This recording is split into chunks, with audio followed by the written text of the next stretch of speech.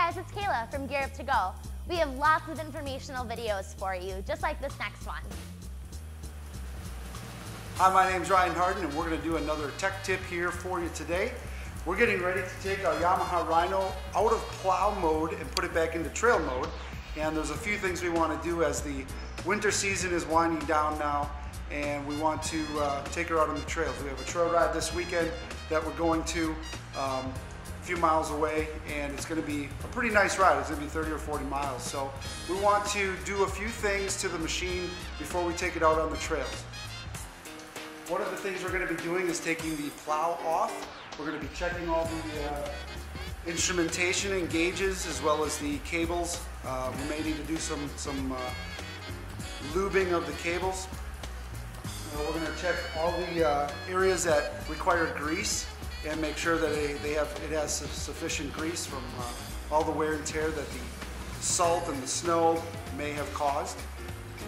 We're going to be checking over the frame, and we're going to be making sure that nothing was bent, damaged, or cracked through the season of plowing.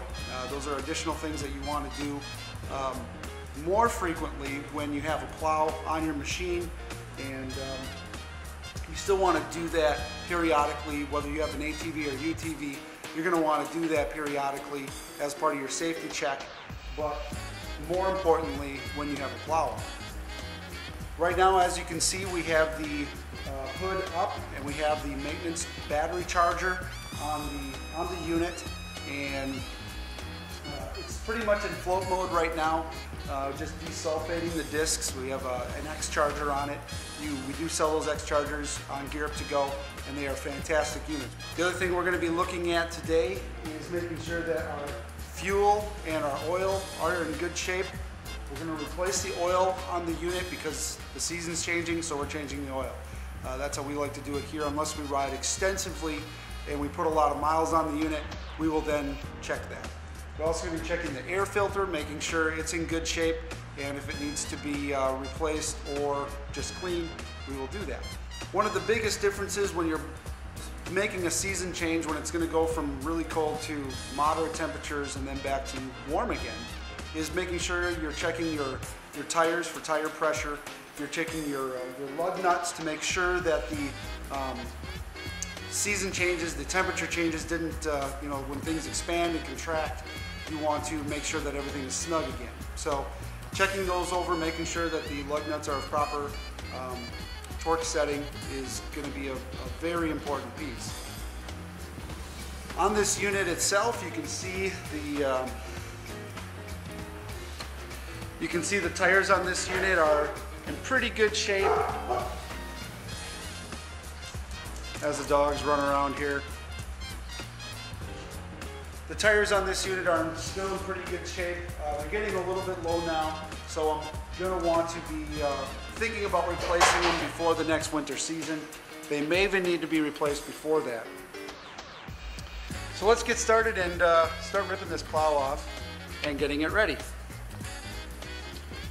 Okay, so once again you can see that the battery is being charged.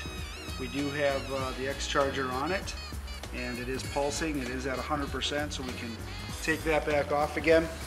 We're going to check over, make sure we have a lot of additional wiring on here for all of our lights, and we want to make sure that everything is in tip-top shape. A lot of our major wires for our winch and those types of things are all, make sure that none of the zip ties have snapped or anything. We'll be doing that. Again, we're going to be checking the lug nuts with the torque wrench to make sure that that those are snug into the proper specs. You want to check any added equipment. So if you have like the aftermarket rack system like we have on here from Seismic, which we do sell in Gear Up To Go, you can make sure that it is in proper shape. Now again, you're looking for things like cracks in the welds. You're looking for a lot of the, if we need to touch it up with some paint. Again, we're starting to get a little bit of rust here after about 5 years of heavy use. And, as things just start to wear down a little bit from all the riding that we do, we're going to check that. We want to check to make sure that, again, all of our bolts are secured and everything is is ready for the riding season. You're going to want to check your frame and your A-arms, things of that nature, to make sure that all of the components inside, all the welds, everything here is, nothing's bent, nothing's cracked or broken. You'll want to check the underside of the machine as well for the exact same thing. That's where you're going to see most of your damage if it does occur.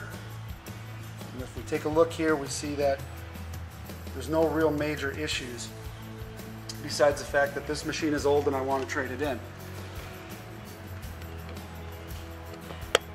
We have the aftermarket fender flares. Again, we're not missing any of the screws. None of the bolts are missing off the Coleman windshield or roof. Again, all the welds and everything seem to be in good shape. And then we'll do a general, general oiling job and grease job on the. We're going to check the owner's manual and check to make sure that everything is done properly. Okay, so we're going to take the plow off the mount, as you can see here, and you can see that the bolts that we were using, we ran out of pins throughout the year, and the bolts that we were using were not a high enough grade to handle the stress that the plow put on them, and you can see they're bent. So that's going to make taking these babies off a very crappy job. You can see this mount is very old. This plow system is old. We've been using it for many years, and it's held up, but it's time for an upgrade. This is actually a ATV plow mounted on a Rhino, and it's too small, but it works. So we're making it work, but we're definitely due for an upgrade for next season. In spring is more the time when you want to get all your replacement parts, as everything is likely to be in stock. So if you have pins, springs, bolts, anything that needs to be replaced, you can get a hardware kit for a plow, and those are the types of things you want to get for that. Take a look at your mounting adjustments. So if you need any of the ride skid plates, if you need to have those replaced, this would be the time to do it. You also want to look at your wear bar and make sure that the wear bar is has enough material on it. If not, just get a replacement wear bar.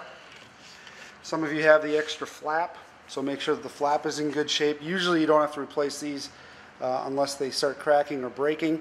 All the bolts on this seem to be pretty good, and she'll last another year, or provide the new owner, when I sell this thing, with an adequate rubber flap.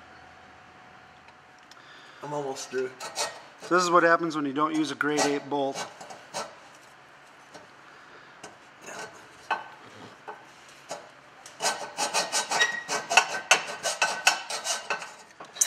Here you can see the difference between a non-grade 8 bolt and a grade 8 bolt. And the grade is basically just giving you the toughness factor. It's the type of alloys and the types of metals used inside that type of bolt. It'll usually say grade 8 on the tip. When you get it from, well, anywhere you can get these grade 8s. So we don't recommend bolts. They work in a pinch, but they have to be the right kind, as you can see. All right, now that we got the plow off, now we got to take the mounts off. So we got to take these U-bolts off, and then the plow is completely off. Most of the time you do not want to leave the mount on even when you're regular riding. As you can see, what kind of ground clearance you lose. And then again, this is the older style. They do have some mounts that fit up on the upper front part of the machines, and those a lot of times you can leave on, but even those we don't recommend leaving on, because if you bend one of those